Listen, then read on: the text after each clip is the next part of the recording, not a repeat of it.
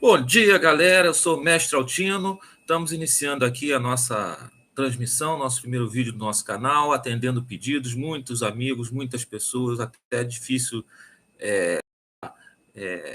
falar de todo mundo que pediu para mim, vou criar um canal, voltar a fazer os vídeos que eu fazia em outro canal anteriormente. Mas estamos aí. Agradecer o carinho, muitos inscritos já. Contamos com a colaboração de vocês aí, não só se inscrevendo no canal, compartilhando, divulgando, dando like. Vamos começar homenageando aí hoje o nosso primeiro inscrito, meu amigo Marcos Elias, né? Entusiasta aí também desses vídeos informativos de futebol. E hoje a gente tem. Vamos começar nesse canal, a gente vai adotar essa estrutura, vamos começar falando da agenda do dia, né? A gente vai fazer um balanço dos principais jogos aí, das principais competições esportivas, né? E vamos começar. Hoje nós temos quartas de final de Champions, jogos de ida, temos o início da Libertadores, fase de grupos, e também temos o início da Copa Sul-Americana, também fase de grupos. Né? Vamos fazer um balanço rápido aí. Vamos começar pela Champions, né? Uma competição internacional que os jogos são à tarde, né? São os primeiros jogos, inclusive, são menos. E os jogos são quartas de final, que a gente está nessa fase.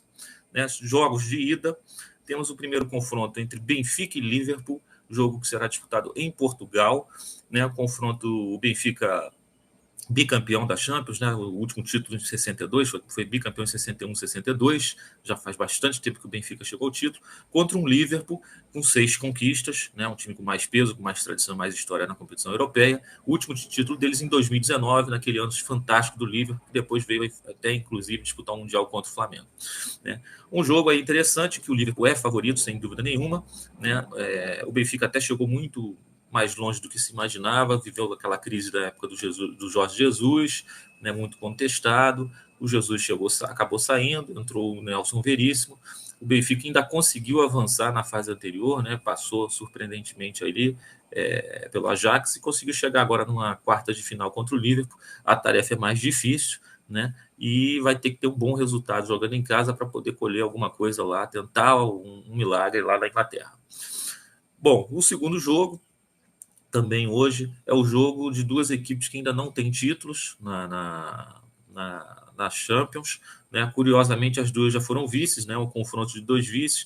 O Manchester City, que tem um vice, e aliás é o atual vice, né? Chegou e perdeu para o Chelsea a final, né? O City do Guardiola, contra o Atlético de Madrid do Simeone, o Atlético de Madrid com 3 vices, o último deles em 2016. Então, um confronto de duas equipes e com modelos e propostas totalmente diferentes, enquanto o City tem aquele estilo Guardiola de jogar de posse de bola, de troca de passes, né, de domínio territorial, né, e jogando para frente. Né.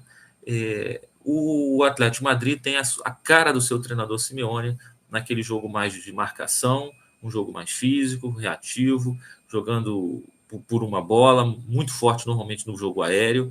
Né? Então é um confronto aí de duas filosofias de jogo, né? E duas equipes que tentam ainda buscam seu primeiro título, o City com muito mais investimento, evidentemente, né?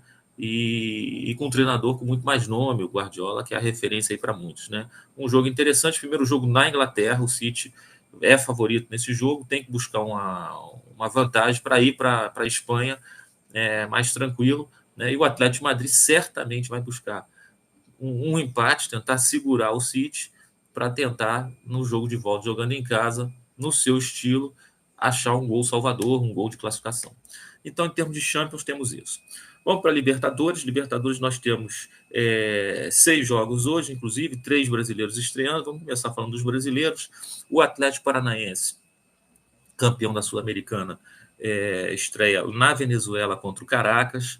Né? É um jogo, o Atlético Paranaense tem favoritismo, né, pelas últimas conquistas, pelas últimas temporadas.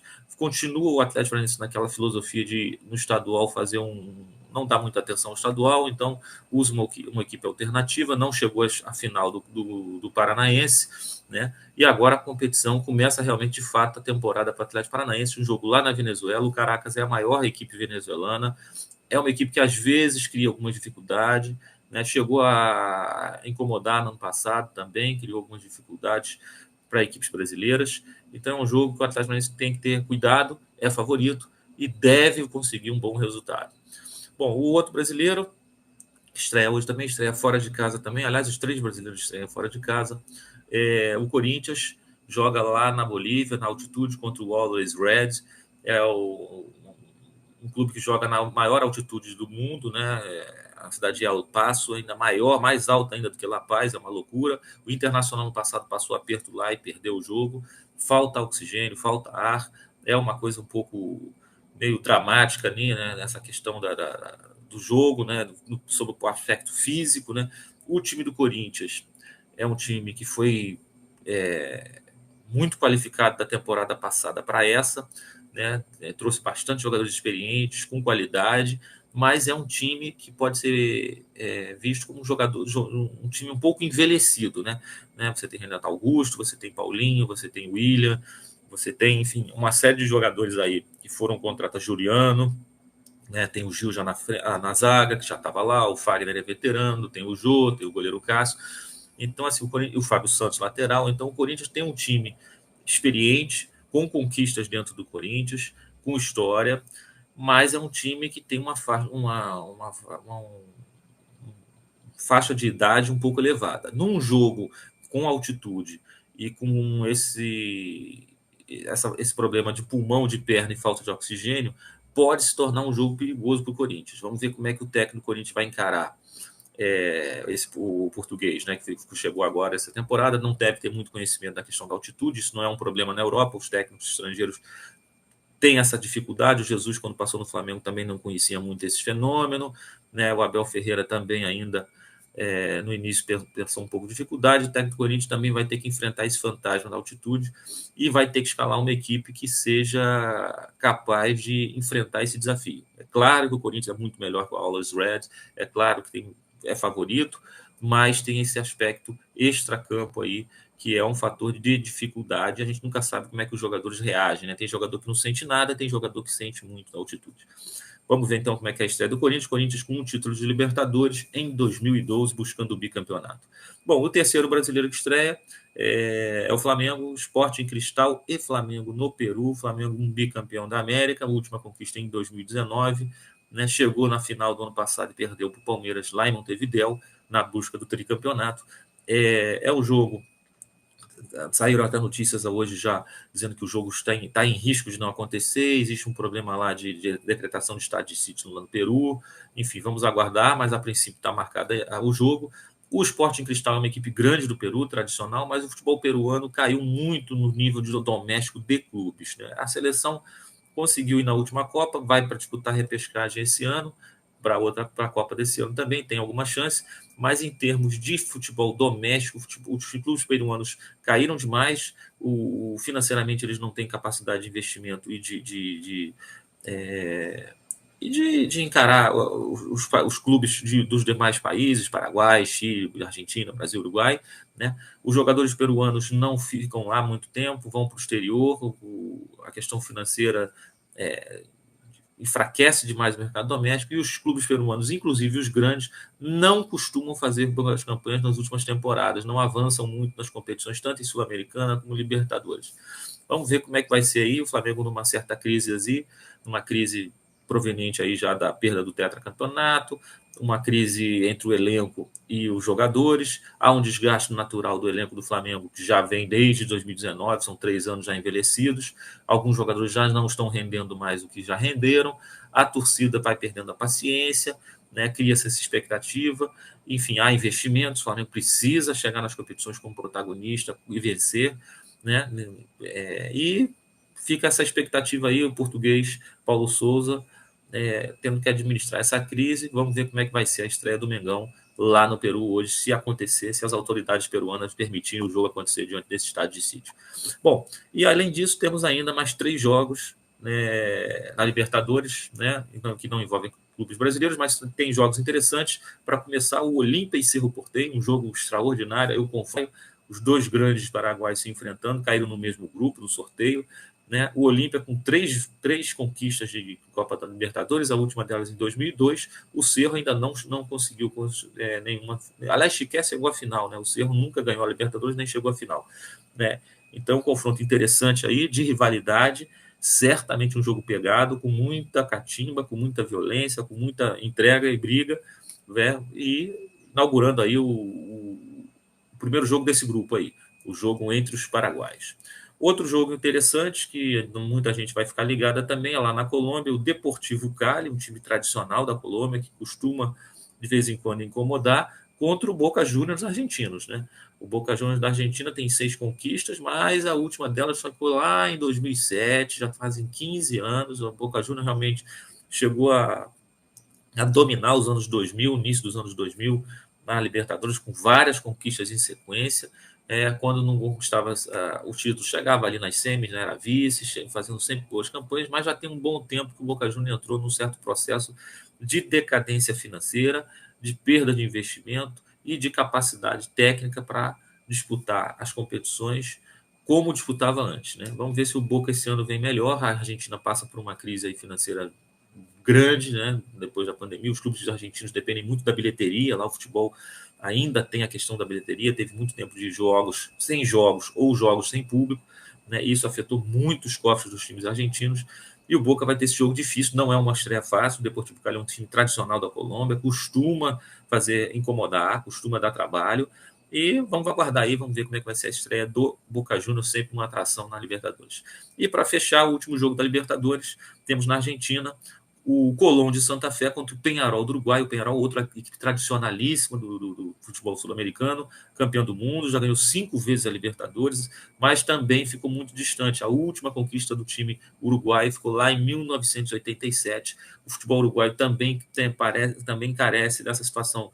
É um país pequeno, né? O futebol lá não consegue atrair muito público, no sentido dos estádios são pequenos, não movimenta muito dinheiro, e os grandes jogadores uruguaios, quando começam a se destacar, ainda na base ou quando começam a ter as primeiras convocações, rapidamente se transferem ou para o futebol argentino, ou até para o futebol brasileiro, ou até para a Europa, de uma forma que fazem a ponte direta, né?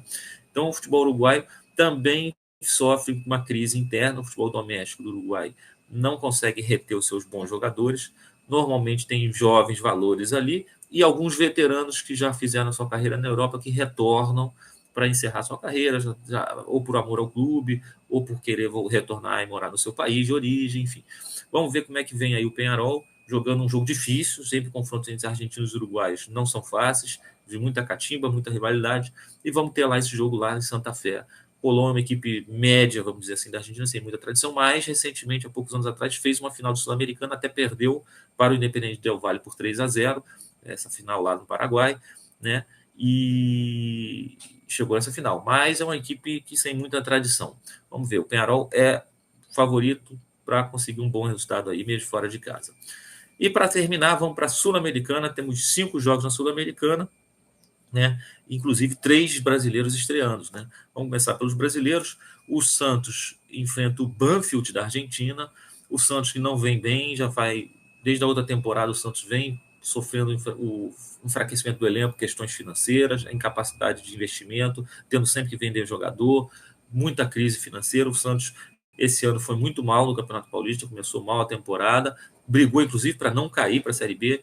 Há temores dentro da Vila Belmiro e da torcida como vai ser o Santos num Campeonato Brasileiro esse ano, que pode ser um campeonato complicado para o Santos, e a Sul-Americana pode ser um escape, né? Ele pode servir como um laboratório para sentir como está esse time do Santos, que é um time muito jovem, né? E enfrentando uma competição internacional, você vai poder perceber o preparo, como é que eles estão psicologicamente para tocar esse desafio de vestir a camisa do Santos num ano muito difícil para o Santos. O Banfield é uma equipe tradicional lá da Argentina, é uma equipe pequena, né? Mas é uma equipe que sempre se caracterizou por ser uma academia, é uma boa formadora de base, forma muito jogador Banfield, né? E que depois vão para equipes grandes argentinas ou até eventualmente para o exterior direto.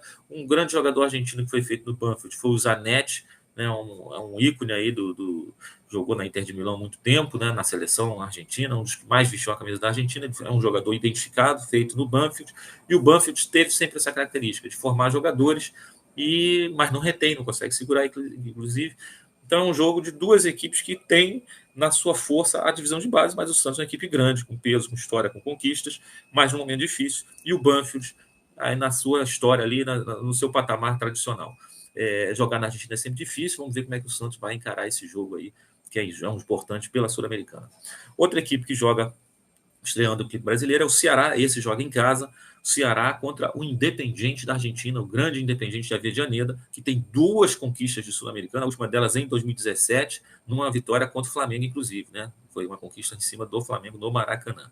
Vamos lá, então. Então, o Ceará vai jogar em casa. O Ceará vem crescendo nas últimas temporadas do futebol brasileiro e conseguindo também disputar competições internacionais, já disputou a Sul-Americana em anos anteriores aí, vem se classificando, vem fazendo boas campanhas, se consolidou na Série A do brasileiro, né? Não conseguiu chegar nas finais do Cearense, não foi bem esse ano, né? Mas também na Copa do Nordeste ali também foi eliminado precocemente em relação ao planejamento inicial e joga em casa num jogo que já mostra uma decisão. O Ceará precisa vencer porque é um jogo de confronto direto, né? Lembrando que na Sul-Americana só entra um em cada grupo de 4, enquanto na Libertadores classificam 2, aqui na Sul-Americana é só o campeão do grupo. Então o Ceará vai para um confronto contra o Independiente de Janeiro, que é uma equipe grande, tradicional e que certamente vai brigar pela vaga com o Ceará. Então o Ceará jogando em casa, se quiser alguma coisa, precisa fazer os 3 pontos. A outra equipe brasileira que também estreia em casa e também logo um confronto direto e um confronto difícil é o Atlético Goianiense, que foi campeão goiano, inclusive. O Atlético Goianiense vem do seu melhor momento da história, fazendo boas campanhas na Série A, sempre com consistência e sem correr riscos de rebaixamento, fazendo uma campanha muito digna, com orçamento menor, né? Sempre com jogadores jovens também ali, alguns refugos, né? E foi campeão goiano agora em cima do Goiás, uma bela conquista, e estreia contra a LDU. Né? A LDU tem um título também em 2009 da Sul-Americana. A LDU também já ganhou Libertadores, é bom lembrar, né? E foi até no ano anterior. E o Atlético Goianiense tem esse confronto aí com a LDU, que deve ser o adversário que vai criar problemas. Se o Atlético Goianiense pretende se classificar para outra fase, tem que realmente estrear vencendo a LDU, até porque é bom lembrar que a LDU joga lá na altitude, né? Lá na altitude de Quito, e aí a coisa é sempre complicada no estádio Casablanca. E para finalizar, os últimos 2 jogos aí, vamos falar só rapidinho dos últimos 2 jogos de Sul-Americana da rodada. Nós temos o Everton do Chile, que joga em Vinha del Mar, contra o Jorge Wilstermann. O Everton foi uma equipe que caiu na pré-Libertadores, ele estava disputando a pré-Libertadores, caiu na última fase para o Estudiantes, e aí veio para a Sul-Americana, né? Assim como o Fluminense, que também caiu e veio também para a Sul-Americana. O Fluminense ainda vai estar essa semana. Então o Everton do Chile é uma equipe pequena, média, vamos dizer assim, né? Uma equipe dentro do Chile até tem uma certa tradição como uma equipe de porte médio, internacionalmente ainda é muito pequena, enfrentando o Jorge Wilstermann, que joga na altitude de Cochabamba. Quer dizer, esse jogo hoje é no Chile, mas o Jorge Wilstermann é a equipe mais tradicional na Bolívia, tem mais história nas competições aqui sul-americanas e joga na altitude. Então, o jogo com cara de empate aí, bastante empate. Eu acho que vamos ver como é que o Everton vem, se ele consegue vencer esse jogo de estreia. E o outro jogo, lá na altitude de Quito, a Universidade Católica do Equador, não confundir com a Católica do Chile, que está na Libertadores no grupo do Flamengo. Então, a Universidade Católica do Equador recebendo o União La Calera do Chile, equipe que recentemente também disputou Libertadores, até caiu no grupo do Flamengo também. Então, um confronto aí interessante, mas a Católica do Equador eu acho que é favorita, tem um pouquinho mais de peso, né? E também joga em casa com a grande altitude lá de Quito, 2.800 e alguma coisa, né? Enfim, sempre ajuda. Então é esse o cenário da agenda de hoje, galera. Vamos acompanhar. Amanhã farei de novo um vídeo assim, vai ser a nossa estrutura vai ser essa, um videozinho por dia falando das agenda dos principais jogos do dia. Espero que vocês tenham gostado. Não se esqueçam de se inscrever no canal, apoiar a gente aí, compartilhar com seus amigos nas suas redes, WhatsApp, grupos que gostam de futebol, de informações de competições internacionais, Champions, Libertadores. Daqui a pouco começa a Copa do Brasil também, o Brasileirão. Vamos sempre abordar a rodada do dia e contando com a ajuda de vocês e também com as dicas e sugestões e comentários. Podem fazer aqui o que vocês querem, o que vocês acham que a gente pode falar, melhorar, sempre buscando atingir aí o que vocês querem ouvir, diferentemente do que a gente escuta aí por aí nos canais e nas mídias tradicionais. Tá bom, galera? Então, forte abraço. Tomara que vocês curtam aí o canal do Mestre Altino. Abraço a todos, especialmente ao Marcos Elias. Foi o primeiro inscrito no canal. E forte abraço para você e para todos que apoiaram e já se inscreveram no meu canal. Tchau, galera. Até amanhã.